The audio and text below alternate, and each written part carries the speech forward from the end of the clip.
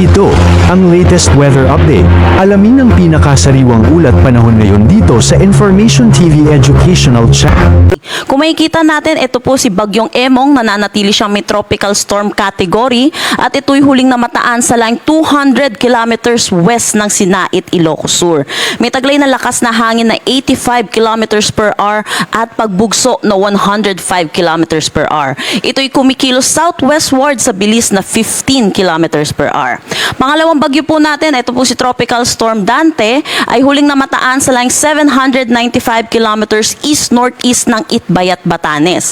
May taglay na lakas na hangin na 75 kilometers per hour at pagbugso na 90 kilometers per hour. Ito'y kumikilos northwestward sa bilis na 15 kilometers per hour. Meron din tayong low pressure area dito sa labas ng ating Philippine Area of Responsibility at ito'y huling namataan sa line 1,980 kilometers east ng Eastern Visayas. Ngayon po, mataas po yung chance niya na maging isang ganap na bagyo within the next 24 hours.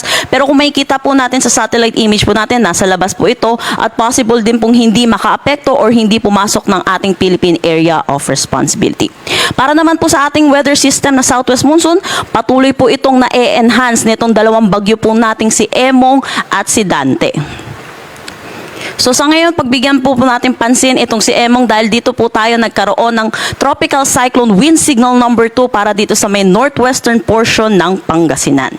Signal number 1 naman dito sa may Ilocos Norte, Ilocos Sur, La Union, the central and the remaining northwestern portions ng Pangasinan, northern portion ng Zambales, Apayao, Abra, Kalinga, Mountain Province, Benguet, Ifugao, Cagayan kasama na ang Babuyan Islands, northern at western portion ng Isabela, western portion ng Nueva Vizcaya at ng Nueva Vizcaya. So ito po, possible po magkaroon pa rin po tayo ng mga susunod na tropical cyclone wind signal sa mga susunod na oras dahil na rin po sa paglapit nitong si Emong sa ating kalupaan.